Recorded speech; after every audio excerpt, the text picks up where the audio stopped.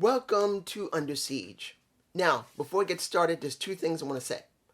First one, this is it. This Wednesday is dynamite. If we don't see anybody more than just the Good Brothers, poon them. Poon Impact. Poon AEW. From now on, I will chew them out for every day that we see them, every episode we see Impact, and every episode we see AEW, that there's nothing crossing over properly. I'm pooning them because this is it. I've given them a chance, and now this is it. If we don't see a moose, because I'm kind of cutting to the chase. At the end of the show, you already know what happened. This Impact Plus show. If Moose doesn't show up on AEW this Wednesday, I'm pooning them from now on, flat out. But I'm also I'm letting Impact Wrestling not off the hook either. You guys want to? I'm not. I'm chewing out both promotions because if we don't do anything with Moose, I'm chewing them out. Now, the second thing I want to talk about is the camera work. Now, I don't say it often. Now, I pulled back a little bit because I am sick and that Impact has not been that bad with their camera work. But I got to say, through most of the show, the camera work was spot on. Yes, there was a little bit of over-enthusiasm when it came to the cameras being switched a lot. But from the beginning until near the middle, when they started doing the women's tag match, it was perfectly fine. It looked great. And then it just dropped off. So that's just me. You guys tell me below. First thing we're going to talk about will be...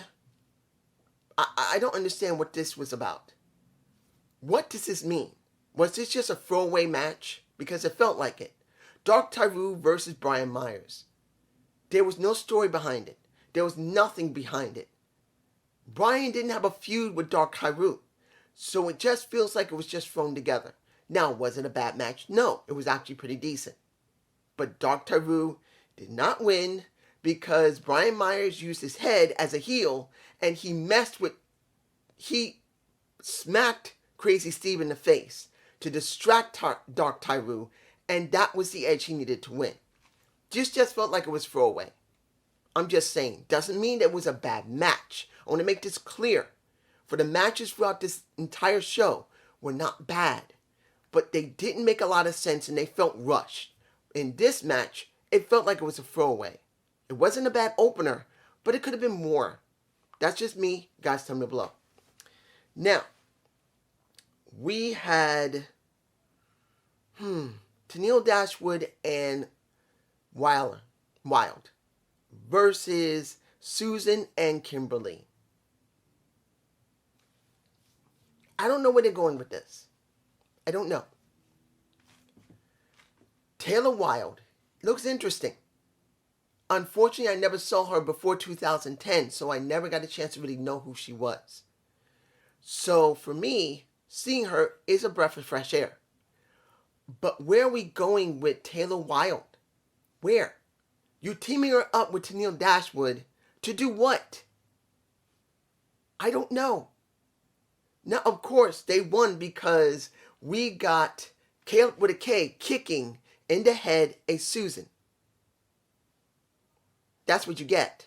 Taylor Wilde doesn't want to be with Tennille Dashwood. She doesn't want nothing to do with her. So where is this going? This feels kind of like filler between Tennille as well as Taylor. That's what I think it is. But I hope it means something because after the match we had between Havoc and the Dana Purrazzo, it's got to go somewhere. And let's go to that. I'm not going in order. I'm just going. You got Havoc versus a Dana Purrazzo, where you obviously believe, well, it's been long enough for Dana Purrazzo with the title. She should drop it and she should be chasing somebody. No, we don't get that.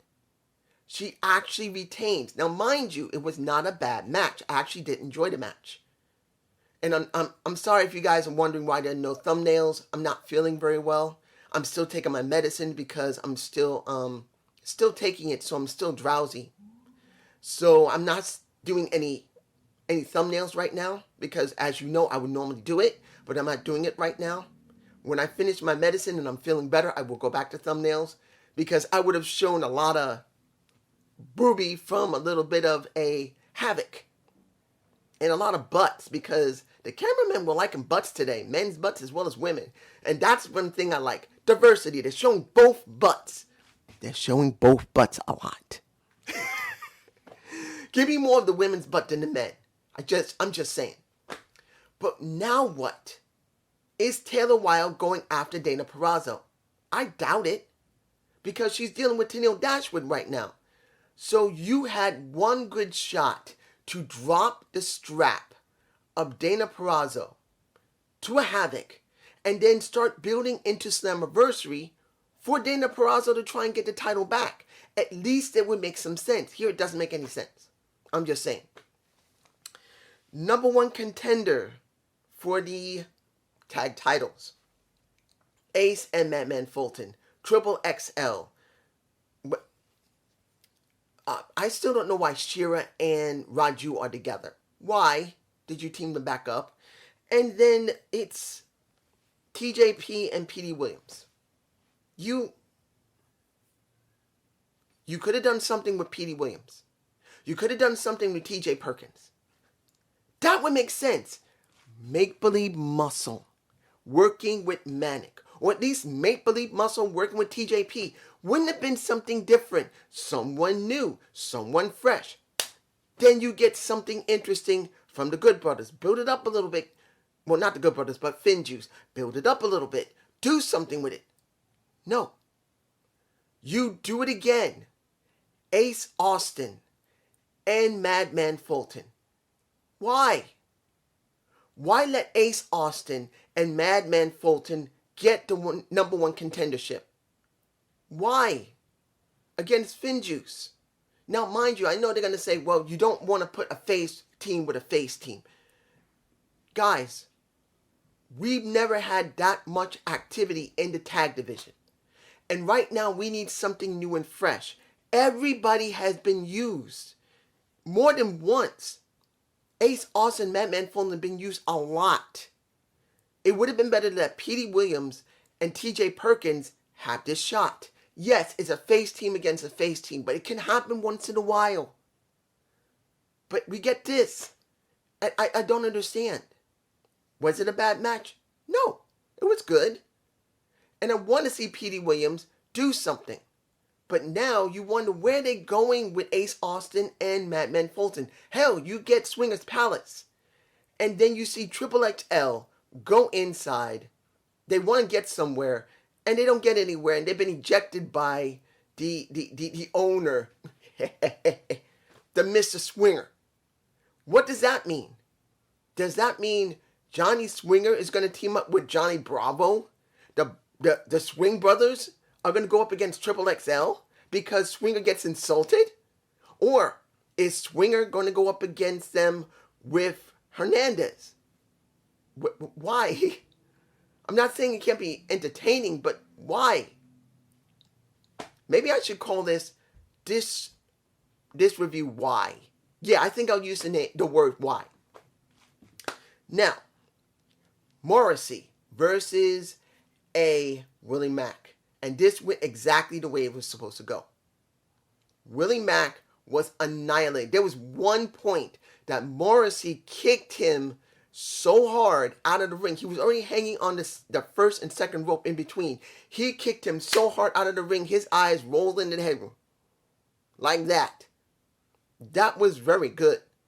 Well played by Morrissey and well acted by Willie Mack. Willie gets destroyed by him, and then Morrissey made it very clear he wanted to destroy Willie. But then Rick Swann comes out. He's now returned, and now he's protecting his friend. That makes sense. This was booked correctly. Morrissey did have a very silly look on his face. He should have a really angry look, not like a puzzled look, like, what are you doing here? What do you want? That was the look he was giving, and I think that wasn't the wisest thing to do. It just felt very confusing to see the look in his face instead of looking angry, like, he went. That made no sense. That's just me, guys. Tell me below. Now, the match when the camera work started to fall apart. the Knockouts tag match when it came to the Hood Rats versus Jordynne Grace and Rachel Ellering. Why? This goes along with the name of this. Instead of like rushed, it's why. You're on an Impact Plus show. You're several weeks to maybe a month or so easily away from Slammiversary. What is the point of dropping the titles here? What? Why? Why would you just let them have it a couple of weeks and then drop it back to the Hood Rats? I'm sorry, even though they talk great at their interview. And Tasha Steelz, when she's really in the moment, she can really talk very well. She's got good charisma. Of course, you know Kiera Hogan's great with her charisma. But now we're seeing a lot more from Tasha Steelz. And I'm very impressed with her. Her mic skills have improved dramatically. Being a heel has really helped her. But I don't get why they won. What was the point? What are you doing now with Rachel Ellering and Jordynne Grace? There was a lot of miscommunication between the two, so it makes no sense why they're doing this. Why would you make them drop it after maybe a week or two? Why? I don't understand. It doesn't really help a storyline unless you're trying to break those two up and then let them feud against each other. But you don't think that's the wisest thing to do now, because Rachel Ellering, who already won the title, which, understand, Rachel Ellering should have never won the title without something built afterward. There is no jazz to be the manager, to give them something more going into Slammiversary, and if they got to drop it, then it will make sense. Nothing. Why? Okay. The best match of the night for me. Josh Alexander versus El Phantasmo. Now, this is the one I felt was rushed, because you got El Phantasmo from the Bullet Club of New Japan Pro Wrestling. You let him win a tournament. Well, not a tournament. You let him win a match that allows him for this shot at Impact Plus. And instead of building into it, this felt like nothing. Now, mind you, the match was very good. It was quite confusing at first how Phantasmo was doing his match. But there was a level of thinking behind it, because it was meant to show you that El Phantasmo is no match for Josh Alexander when it comes to straight up wrestling. But when it comes to Lucha Libre wrestling, Josh Alexander doesn't stand a chance. But he didn't do Lucha Libre wrestling at first. He didn't stand a chance, and that's why Josh Alexander won it. But then you really think about this, guys. Wouldn't it have been better to have at least 2 or 3 weeks of build-up, a little bit of a promo segment from El Phantasmo as a representative of New Japan Pro? Do you see what I was saying earlier? For weeks and weeks and weeks. What does Impact gain from working with New Japan? You got El Phantasmo. Yes, a great star from New Japan Pro Wrestling. But if there's no promo segments, there's no backstage segments, there's no in-ring segments, there's no problem between them, what do you get? Squash match. Yes, it was a very hard-fought match for El Phantasmo, but it's not the point if it was a hard-fought match. It had nothing. Nothing. Even though I liked the match the best of the entire show. I did. This was my favorite match of the entire show. You got one Lucha Libre wrestler up against one who basically was doing European wrestling and American wrestling. It was a nice contrast. I really did enjoy it. I did. That is my favorite match of the entire show, and I'm not taking anything away from any of the other matches. But this was a match I really loved. But what does it mean? We got no knowledge of who El Phantasmo is. If you've never seen him, why the hell would you care about him? He never gave you a vignette. He never gave you a promo segment. He never gave you an interview. Gave you nothing. Unless you know about New Japan, it means nothing. So what does Impact gain from it? Nothing. What does New Japan gain from it? I don't even know if they gain anything either. Whoever decided to do this, I don't care if it's either one.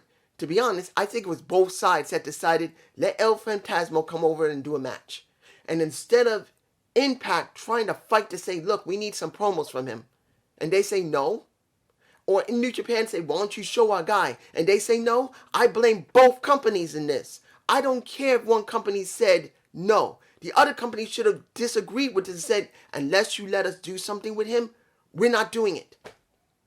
So anyone right now who even comments on me and says, you see, it's unfair for Impact, blame Impact. Because they should have said no. If New Japan Pro Wrestling didn't allow any vignettes, any promo segments, or any type of interviews, blame Impact as well, because they went along with this. I don't care. If Impact went along with this, they're to blame as well, so I blame both companies. Now, do you see what I'm talking about? Does Impact gain anything? No. Now,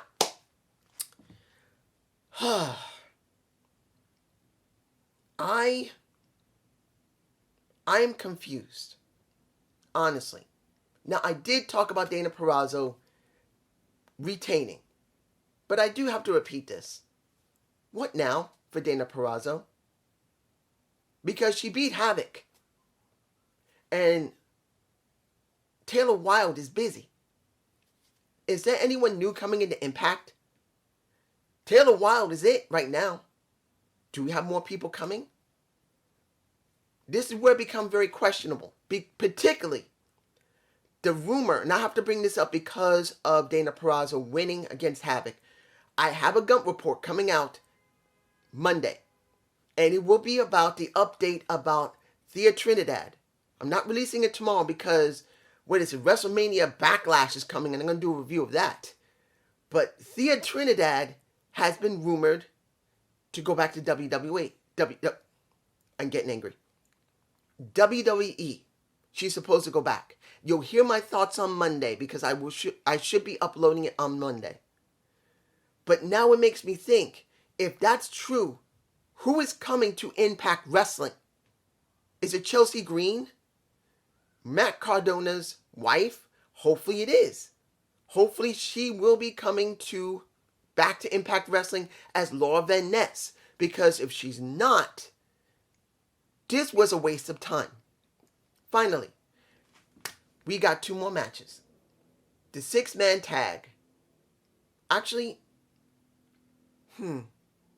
let's do the number 1 contender first. Number 1 contendership for the World Heavyweight Championship. You got Trey, Bay, Matt Cardona. You got Sammy. You got Moose, and you got Sabin. I forgot. There's a lot of names there. This is where things get interesting, which I think was bad booking, but then it wasn't bad booking at the same time. It just feels rushed. You see that they did a vignette for a Sami Callihan, saying that this is meant for me. I am the one who deserves this. I am the draw of Impact Wrestling. I've been doing this for 3 years. I deserve this. I will bring the title back to us. Everyone else had a few moments to talk in the entire video package, but he had a separate one. The match itself was really good. Moose was dominant, destructive. He ate several kicks to the face, several kicks to the gut, and he no-sold a huge amount of stuff.